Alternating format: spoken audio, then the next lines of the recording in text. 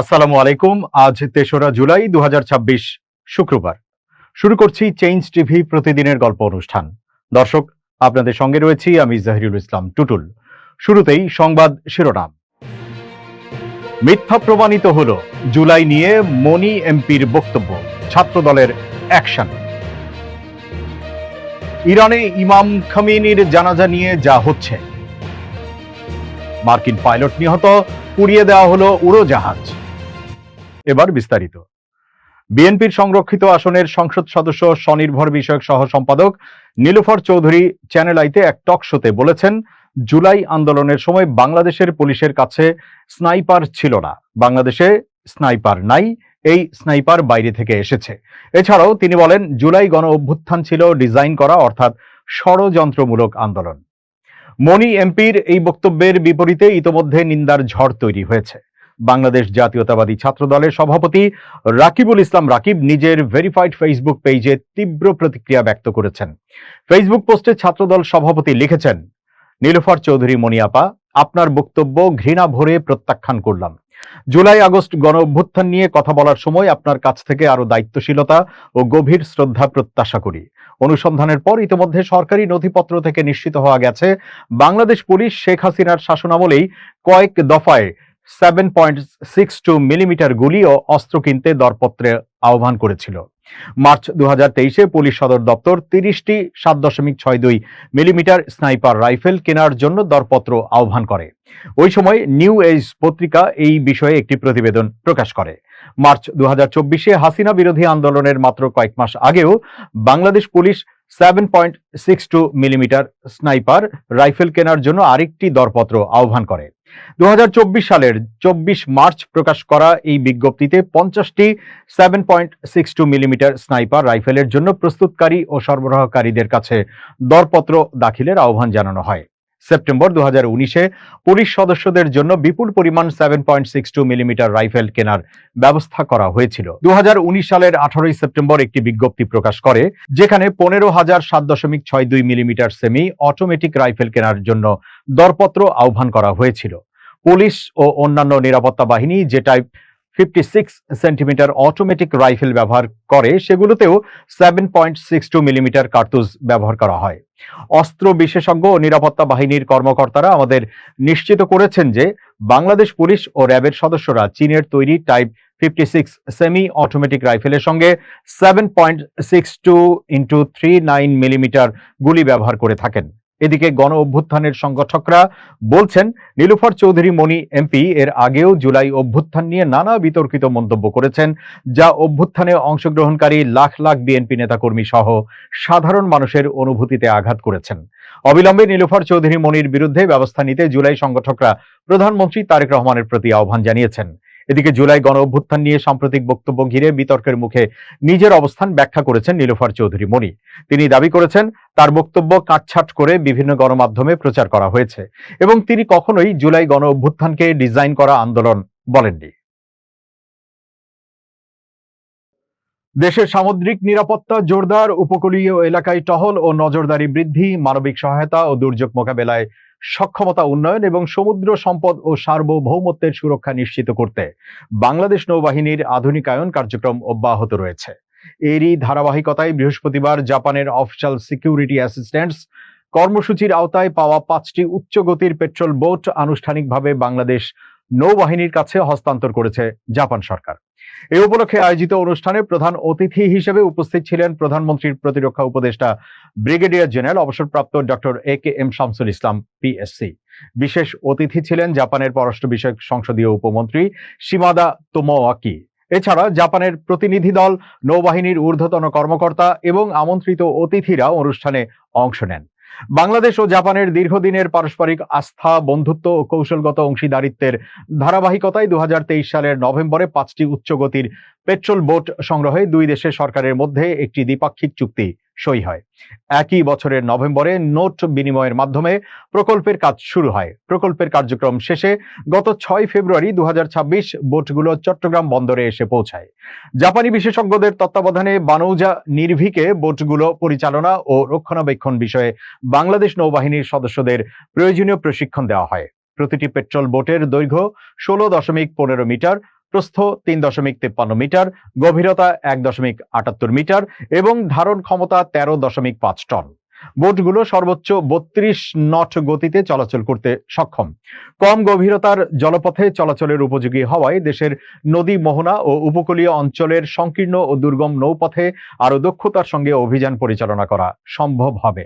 নৌবাহিনীর মতে এসব বোট সমুদ্র বন্দর ও উপকূলীয় এলাকায় নিরাপত্তা জোরদার, টহল ও নজরদারি, অনুসন্ধান ও উদ্ধার অভিযান, মানবিক সহায়তা, দুর্যোগ মোকাবেলা এবং যে কোনো জরুরি পরিস্থিতিতে দ্রুত সাড়া দেওয়ার ক্ষেত্রে গুরুত্বপূর্ণ ভূমিকা রাখবে। এছাড়া ওএসএ কর্মসূচির আওতায় বাস্তবায়িত এই প্রকল্প বাংলাদেশ ও জাপানের বিদ্যমান বন্ধুত্বপূর্ণ সম্পর্ককে আরও সুদৃঢ় করার পাশাপাশি দুই দেশের প্রতিরক্ষা ও প্রযুক্তিগত সহযোগিতার ক্ষেত্রেও সম্প্রসারিত করবে। এবার জানাচ্ছি মধ্যপ্রাচ্য প্রসঙ্গ।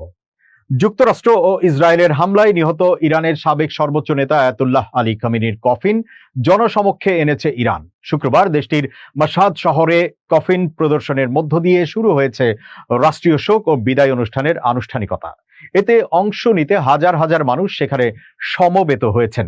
আল জাজিরা ও রয়টার্সের প্রতিবেদনে বলা হয়েছে, মাশহাদের পবিত্র ইমাম রেজা আলাইহিস সালামের মাজারে খামেনির কফিনের ওপর একটি লাল পতাকা বিছিয়ে দেওয়া হয়েছে।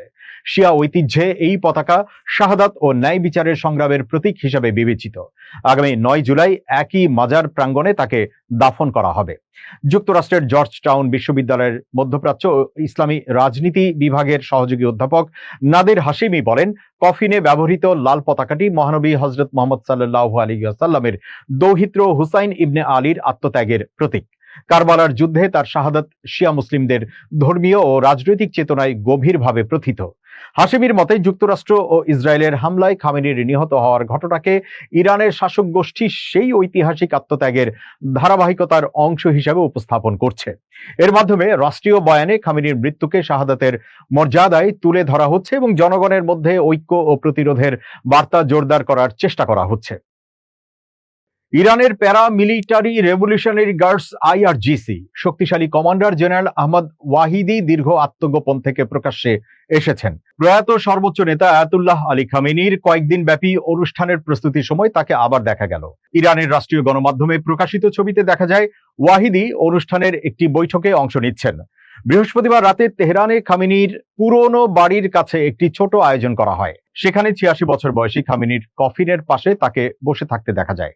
গত 8 ফেব্রুয়ারির পর এই প্রথম তাকে প্রকাশ্যে দেখা গেল। এর কয়েক সপ্তাহ পরই মূলত যুদ্ধ শুরু হয়।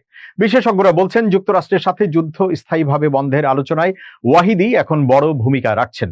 ধারণা করা হচ্ছে তিনি নতুন সর্বোচ্চ নেতা আয়াতুল্লাহ মুজতবা খামেনির সাথে সরাসরি যোগাযোগ রাখা ঘনিষ্ঠ দলের সদস্য। 28 ফেব্রুয়ারি যুক্তরাষ্ট্র ইসরায়েল যুদ্ধের প্রথম দিনের হামলায় খামেনি নিহত হন। ওই হামলায় মুজতবা আহত হয়ে এখনো আত্মগোপনে আছেন। কে এই আহমদ ওয়াহিদি? ওয়াহিদি বর্তমানে আইআরজিসির নতুন প্রধান। আগের প্রধান মোহাম্মদ পাকপুর আমেরিকা ও ইসরায়েলের হামলায় নিহত হওয়ার পর তিনি এই অত্যন্ত ঝুঁকিপূর্ণ দায়িত্ব নেন। 1970-এর দশকের শেষ দিক থেকে তিনি আইআরজিসিতে যুক্ত। 1980-এর দশকে গোয়েন্দা ও সামরিক বাহিনীতে তিনি বড় পদে ছিলেন। 1988 থেকে 1997 সাল পর্যন্ত তিনি এলিট কুদস ফোর্সের নেতৃত্ব দেন। পরে এই দায়িত্ব পান কাসেম সোলাইমানি, যিনি 2020 সালে মার্কিন হামলায় নিহত হন। আমেরিকা বা ইসরায়েলের সম্ভাব্য হামলার পূর্ব প্রস্তুতি হিসেবে 2025 সালের ডিসেম্বরে খামেনি তাকে আইআরজিসির উপপ্রধান করেছিলেন। ওয়াহিদি রাজনীতিতেও গুরুত্বপূর্ণ ভূমিকা রেখেছিলেন। তিনি মাহমুদ আহমদিনেজাদের প্রতিরক্ষা মন্ত্রী এবং ইব্রাহিম রাইসির স্বরাষ্ট্রমন্ত্রী ছিলেন। বিশ্লেষকদের মতে তিনি ইরানের ধর্মীয় শাসন ব্যবস্থার একজন আপোষহীন ও কট্টর সমর্থক। সাংবাদিক মোহাম্মদ আলী শাবানি তার সম্পর্কে বলেছেন, আগের কমান্ডাররা ওয়াহিদির তুলনায় ছিলেন স্রেফ স্কুল শিক্ষক।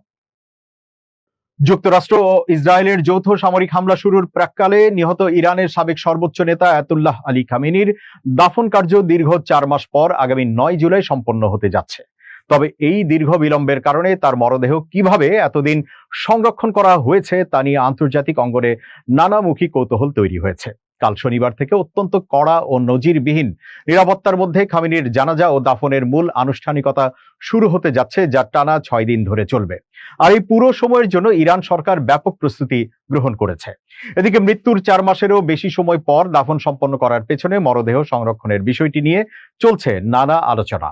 আন্তর্জাতিক সংবাদ মাধ্যম ফক্স নিউজ ডিজিটালকে দেওয়া এক সাক্ষাৎকারে জর্জ ওয়াশিংটন প্রোগ্রামের চরমপন্থা বিষয়ক ও সন্ত্রাসবাদ বিরোধী বিশেষজ্ঞ ডক্টর মোহাম্মদ ওমর বলেন, এটি প্রায় নিশ্চিত যে মরদেহটি রাসায়নিক মমিকরণ বা এমবামিং এর পরিবর্তে সম্পূর্ণ হিমায়িতকরণের মাধ্যমে সংরক্ষণ করা হয়েছিল, কারণ ইসলাম ধর্মীয় দৃষ্টিকোণ থেকে রাসায়নিক উপায়ে মরদেহ মমিকরণ বা বিকৃত করা নিষিদ্ধ।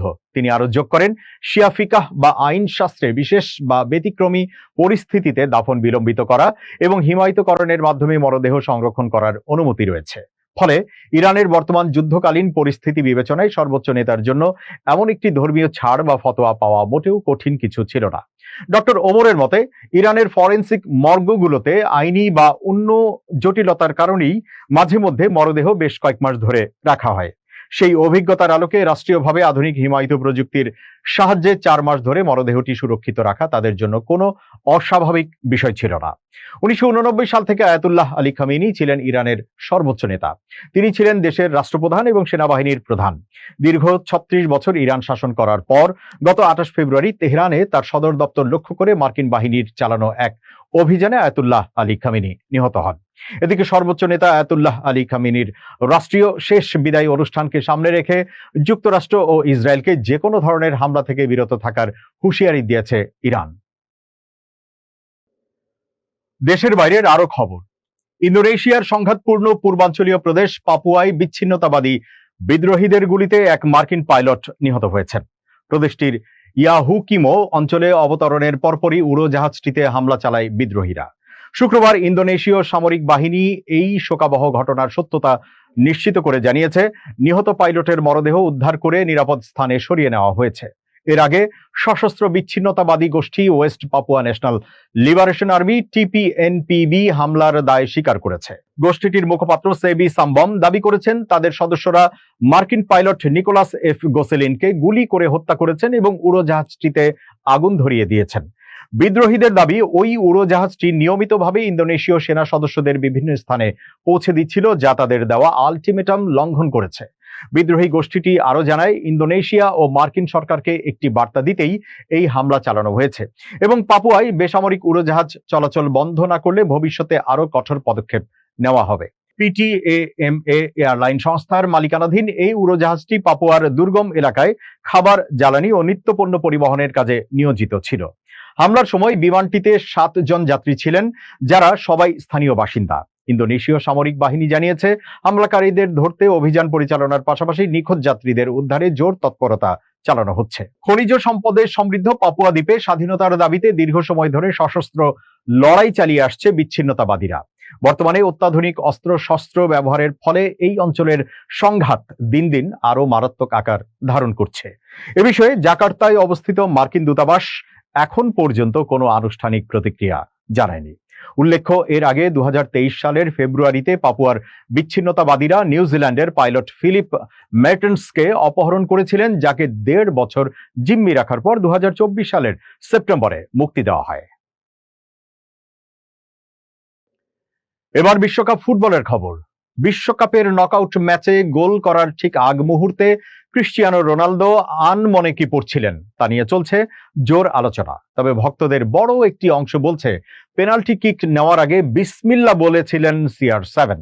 টরেন্টোতে অনুষ্ঠিত রাউন্ড অফ 32 এর লড়াইয়ের দ্বিতীয়ার্ধের শুরুতেই এগিয়ে গিয়েছিল ক্রোয়েশিয়া। এরপর পর্তুগাল অধিনায়ক একটি গোল অফসাইডের কারণে বাতিল হওয়ার পর রোনালদো পেনাল্টি স্পট থেকে গোল করার আরেকটি সুবর্ণ সুযোগ পান। 41 বছর বয়সী এই ফুটবল তারকা এবার কোনো ভুল না করে বলটি জালের ঠিক মাঝ বরাবর পাঠিয়ে ম্যাচটি 1-1 সমতায় ফেরান। এটি ছিল বিশ্বকাপের নকআউট পর্বে তার ক্যারিয়ারের প্রথম গোল। তবে কিক নেওয়ার জন্য এগিয়ে যাওয়ার ঠিক আগ মুহূর্তের সেকেন্ডগুলোতে রোনালদো নিজের সঙ্গে কথা বলছিলেন। সামাজিক যোগাযোগ মাধ্যমে ভক্তদের একাংশ জোরালো দাবি করছেন যে তিনি তখন বিসমিল্লাহ বলছিলেন। সামাজিক যোগাযোগ মাধ্যমে এক ভক্ত লিখেছেন, ক্রিস্টিয়ানো রোনালদো তার পেনাল্টি কিকটি সফলভাবে নেওয়ার আগে স্পষ্টতই বিসমিল্লাহ বলছিলেন বলে মনে হয়েছে। আরেকজন মন্তব্য করেছেন, পেনাল্টি নেওয়ার আগে রোনালদো বিসমিল্লাহ বিসমিল্লাহ। তৃতীয় আরেকজনের ভাষ্য, ক্রোয়েশিয়ার বিরুদ্ধে পেনাল্টি কিক নেওয়ার ঠিক আগে ক্রিস্টিয়ানো রোনালদো বিসমিল্লাহ বলেছেন। ধারণা করা হচ্ছে, সৌদি আরবের ক্লাব আল নাসরে যোগ দেওয়ার পর থেকেই রোনালদো ফ্রি কিক বা পেনাল্টির মতো সেট পিস নেওয়ার আগে নিয়মিত বিসমিল্লাহ শব্দটি বলে আসছেন। এ নিয়ে এর আগেও সংবাদের শিরোনাম হয়েছেন। ম্যাচটিতে পর্তুগাল শেষ পর্যন্ত 2-1 ব্যবধানে জয়লাভ করে। ইনজুরি টাইমে গনসালো রামোসের হেড থেকে করা গোলটি পর্তুগালকে জয় এনে দেয়। ম্যাচের 103তম মিনিটে ক্রোয়েশিয়া একটি গোল করলেও অ্যাডিডাস বলের স্নিকো প্রযুক্তির সাহায্যে ভিআর অফসাইড শনাক্ত করায় সেটি বাতিল হয়ে যায়। ম্যাচ শেষে আবেগ আপ্লুত রোনালদোকে তার প্রয়াত সতীর্থ দিয়েগো জোতার 21 নম্বর জার্সি পরে শ্রদ্ধা জানাতে দেখা যায়। এবার খুব জরুরি 1 মিনিট জানাচ্ছেন ইউনেস্কো ক্লাব জার্নালিজম অ্যাওয়ার্ড বিজয়ী আমিরুল মোমিনিন মালিক। খুব জরুরি 1 মিনিটে প্রত্যেককে আমন্ত্রণ। প্রিয় বন্ধুরা, মনটাকে কাজ দিন। ধরুন আজকে আপনি সারাদিন অবসরে আছেন, কিন্তু এই অবসরটাকেও কিভাবে উদযাপন করবেন তার একটা পরিকল্পনা থাকা প্রয়োজন। কিন্তু মনকে যদি একেবারেই ফাঁকা রাখেন, কোনো কাজ না দেন, তাহলে সে কিন্তু বিভ্রান্তের পথে যাবে। কথায় আছে না যে অলস মস্তিষ্ক শয়তানের কারখানা। সেই জন্যে অবসর সময়ে মনকে ইতিবাচক কাজ দেয়া, অর্থাৎ আপনার প্রিয় প্রিয় কাজগুলো যদি করেন, তাহলে মন সোজা পথে থাকতে বাধ্য। ভালো থাকুন, শুভেচ্ছা নিরন্তর। দর্শক, শেষ করছি চেঞ্জ টিভির প্রতিদিনের গল্প অনুষ্ঠান। changetv.press বাংলাদেশের ইউটিউব জার্নালিজমের অগ্রদূত।